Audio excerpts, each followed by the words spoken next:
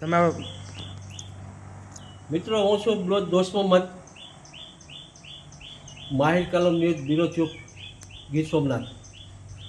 આજે અમે એક ગીરગઢ તાલુકાના પીછવા ગામના ફકીર સમાજના મોભી કે જે સારા અને સજ્જન માણસો છે, પીછવા ગામના અને ખેડૂત ખાતેદાર છે, એની આપવીતી માટે અમે આજે બેંદડા તાલુકોના એક સોંદડા ગામની અંદર અમે આવેલા અને તે એની રૂબરૂ મુલાકાત કરી અમે ઇન્ટરવ્યૂ લીધો, જેથી જાણવા મળ્યું છે કે જેતુનમાં છે જે જે તાજુ બાપુના ધર્મપત્ની અને એના દીકરા અકબર બાપુ અને એના પત્ની સાથે મેં મુલાકાત કરી અને મને જાણવા મળ્યું છે કે જેતુનમાંના દીકરા જાફર બાપુ છે અત્યારે પીછવા ગામે રહે છે અને આ લોકો સાથે છેતરપિંડી કરી અને એની મિલકત પચાવી પાડી આ લોકોને હળધૂત કરી મારી કૂટી અને મકાન અને જમીન જૂટવી અને લોકોને કાઢી મેક્યા છે આશરે 3 મહિનાથી. અને 3 મહિનાથી કાઢ્યા પછી આ લોકો દર ભટકી અને એક દરગાહની અંદર રહી અને ભીખ માંગી, ભિક્ષાવૃત્તિ કરી અને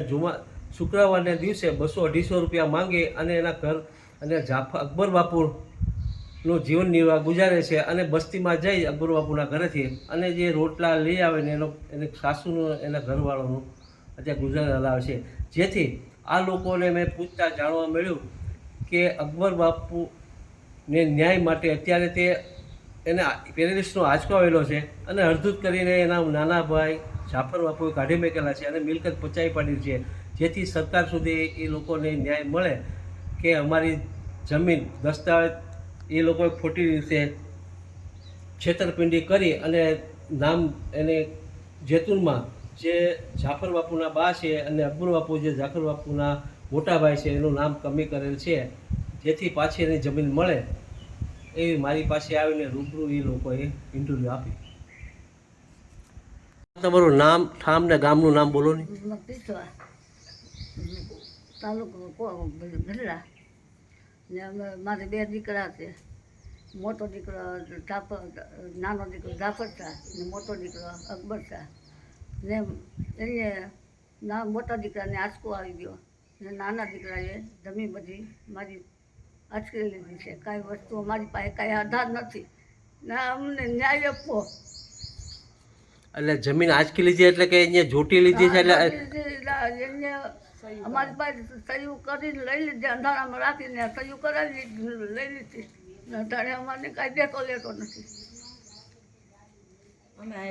ને અમે અહીંયા દરગાહમાં સહી માંગી ભીખીને ખાઈ. અત્યારે કોણ કોણ છો તમે અહીંયા? અમે મારો દીકરો, મારી દીકરાની વસ્તી બાઈ ને હું 3 જણા છે. તો તમારે ન્યાય જોઈ છે? હા, ન્યાય જોઈ.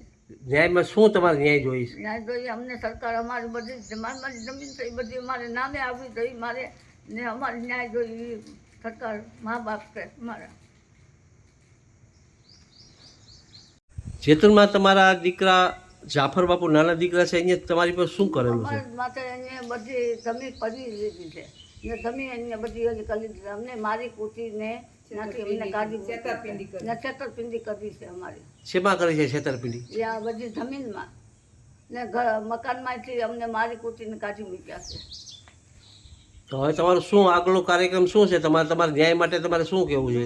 ન્યાય માટે અમારી જમીન છે મારે નામે બધી આવી જાય. મારે સરકાર અમારા મા બાપ છે, અમને ન્યાય આપે, બીજું કાંઈ એમનું નથી. બેન, તમે પીછવા ગામે હતા ત્યારે તમારા મિલકત, તમારા મકાન કે મકાન છે અમારી જાતે અમે બનાવ્યું હતું. એ મકાનમાં અટાણે અમને રહેવા નથી દેતો. મારી કુટીને અમને જાફરભાઈએ કાઢી મૂક્યા છે. અત્યારે તમારા નામે છે મકાન? મકાન અમારા નામે નથી, બધું એના નામે કરાવી દીધું છે.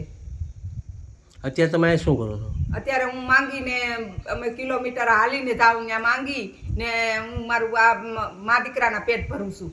મને તો 200 રૂપિયા મળે, મને 300 મળે, એમ કરીને એના પેટ ભરવું. ગામવાળા સોનેલીવાળા હારા છે, મને રોટી આપે છે. એ રોટીમાં આંજે રોટી લઈ આવું, બપોરે રાંધવું પડે છે, સવારમાં આને નાસ્તો કરાવવો પડે છે, એનું દૂધ એનું બધી વસ્તુ મારે લાવવી પડે છે, એને ખવડાવવું પડે છે. મારો ધણી નવરાવો તો નાય, ખવડાવો તો ખાય, નકર મારો ધણી કાંઈ નથી. તો 200-250 રૂપિયામાં તમારે દર શુક્રવારે તમે માંગવા જાઓ છો અને 200 એમાં અઠવાડિયામાં 200-250 રૂપિયાનું તમારે નથી થાતું તોય કરું છું. તો તો હવે તમને બેન ન્યાય માટે તમારે શું કરવું છે? ને ન્યાય જોઈએ છે મારે ન્યાય જોઈએ છે. બેન આ તમે કેટલા મહિનાથી હવે આવેલા છો? 3 મહિના 3 મહિનાથી આવેલા હા. છો. તો હવે 3 મહિનાથી આવ્યા પછી તમે અહીંયા તમે કોણ કોણ આવેલા છો અને કેવી રીતે તમે મારો- જીવન નિર્વાહ કરો છો? મારો પતિ આવેલા છે મારા ભેગા, એને લઈને આવેલી છું, મારી સાસુને લઈને આવેલું છું. પછી મને કાલ સવારે ઈ અમને લાકડિયું ના ને તેને અમને બહુ માર્યા ને અમને ત્યાંથી કાઢી મૂક્યા. કોઈને માર્યા તમને? મારા જાફર સા તાજુસા એ તમારે શું થાય? મારા દેર થાય.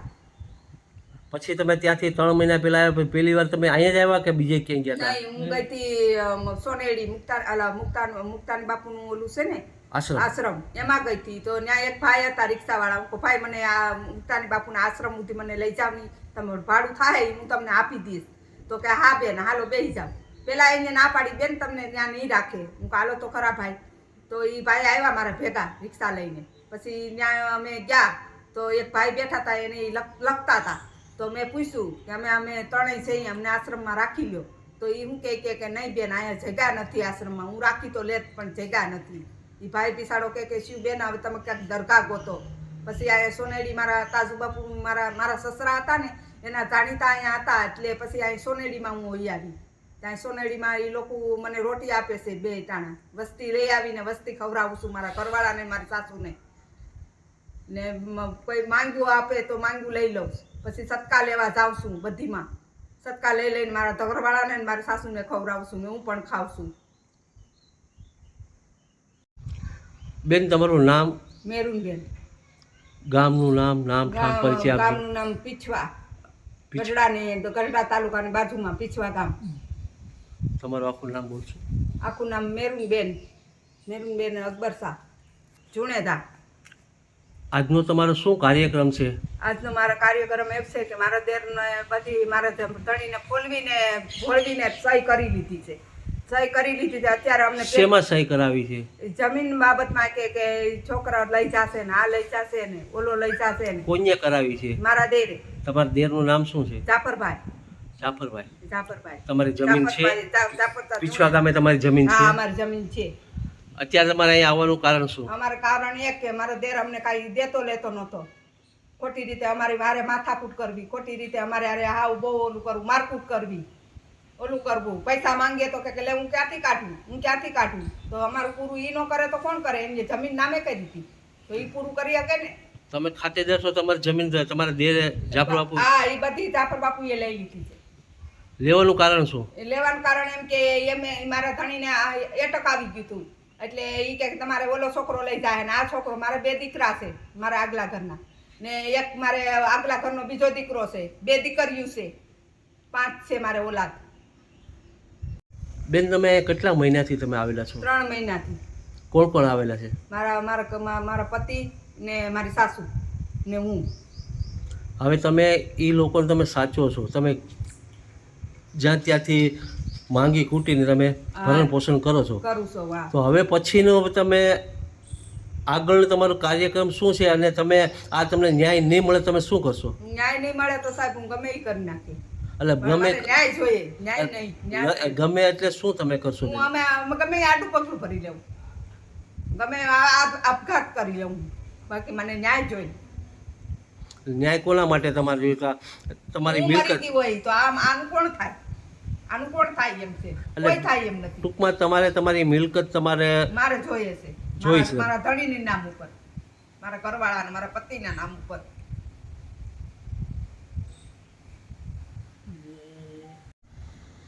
વિદ્યાવાળા ભાઈ તમારો ખૂબ ખૂબ આભાર. આ અમને આગળ પહોંચાડો વિદ્યાવાળા ભાઈ.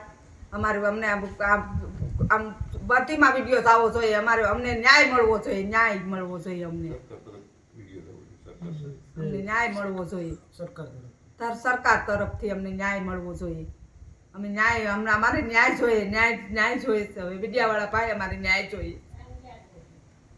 બેન તમે પીછવા ગામના રહીશ છો. હા. હવે તમારા સસરાના નામે પીછવા ગામે કેટલી જમીન હતી અને એના કેટલા દીકરા હતા? 25 થી 30 વીઘા જમીન હતી. કોના નામે હતી? 2 ભાઈ, અકબરશા તાજુસા, જાફરશા તાજુસા. એ બેના પપ્પાના નામે ચાજુ બાપુના નામે 25-30 વીઘા જમીન હતી. હા. એના 2 દીકરા છે. એના 2 દીકરા છે. એ સંયુક્ત કુટુંબમાં રહેતા હતા. હા પછી એમ કરીને ધીમે ધીમે મારા ઘરવાળાને ભોળવીને સહી લઈ લીધી. મારે હાહુને ને એક વકીલને લાવ્યા હતા. એક ક્યાં વકીલ ઘરે લઈ આવ્યો આવ્યા હતા? હતો. ઘરે આવ્યો હતો વકીલ. હા. તો મારા ઘરવાળાને સહી આપી, મારા હાહુએ સહી આપી. પછી આ તમને ક્યારે ખબર પડી કે તમારું નામ અમને પછી ખબર પડી ધીમે ધીમે કે આ હવે અમારે ઓલું કરવા માંડ્યો છે. પછી જમીન કેટલી જમીન વેચી એ ખબર નથી, પણ જમીન બધી વેચી નાખી છે એની. ઘણી જમીન વેચી નાખી. એમાંથી અમને 1 રૂપિયો નથી દીધો.